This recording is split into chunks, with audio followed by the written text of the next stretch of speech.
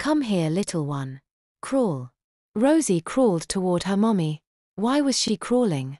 She could walk, but somehow she didn't want to. Crawling was for babies, and she was a baby. Of course she wanted to crawl. She also realized that now that the straitjacket was gone, she could easily take the diaper off, spit the pacifier out, and say no, but she didn't want to. She heard the laughter around her, directed at her. Strangers, people she knew, dozens of them, laughing. Why was she humiliating herself? But while part of her protested, screamed at her to stop, she couldn't make herself.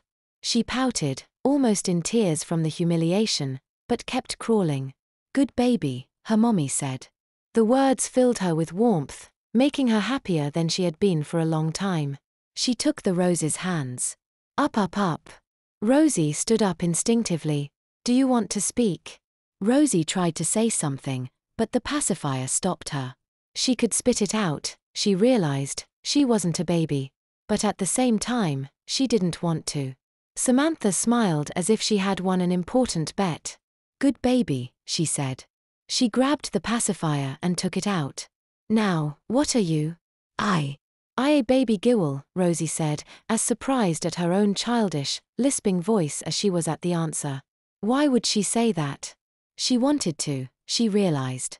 She didn't want to be an adult. She blushed at the chorus of laughter. Good baby. Do you want to be an adult? New, more laughter. People were moving around her, pulling a dress over her head. Like the straitjacket, it was pink, childish and frilly, designed as a cross between a princess and a Lolita dress, with hearts and flowers decorating it. The skirt was short, and like before, did nothing to conceal her diaper. This time, however, she didn't mind. It was natural, she thought. How else would they check it? Wait. Check it. She thought. For what? But of course they would. Her mind went back and forth, and she did nothing. Rosie pulled her by the hand into a bathroom. The crowd followed them, giggling. Rosie looked around at the sink, bathtub, towels and something. A strange white thing, shaped like a seat. Do you know what that is for? No, Rosie said, getting the loudest laughter yet. But of course she did. It was she didn't want to even think the word. It was frightening to her, dangerous. Do you know how to use the potty? What's that? Rosie asked.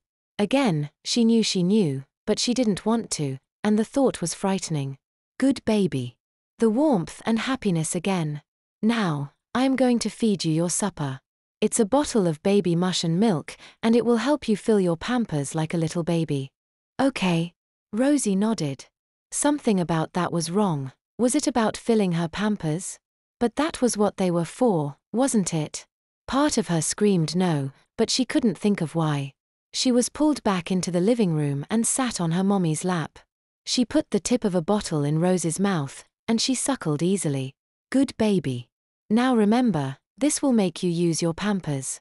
There is no way the old Rosie would want that, especially in front of all these people. So, if you don't want that, stop drinking. Rosie looked at her confused and kept drinking, and they all laughed. Yes, old Rosie was confused, because she thought she was a big girl. You're not a big girl, are you? Rosie shook her head, though she was in near tears from it. Of course she was. She was an adult, she thought, not a baby, and this was wrong. But she kept doing it.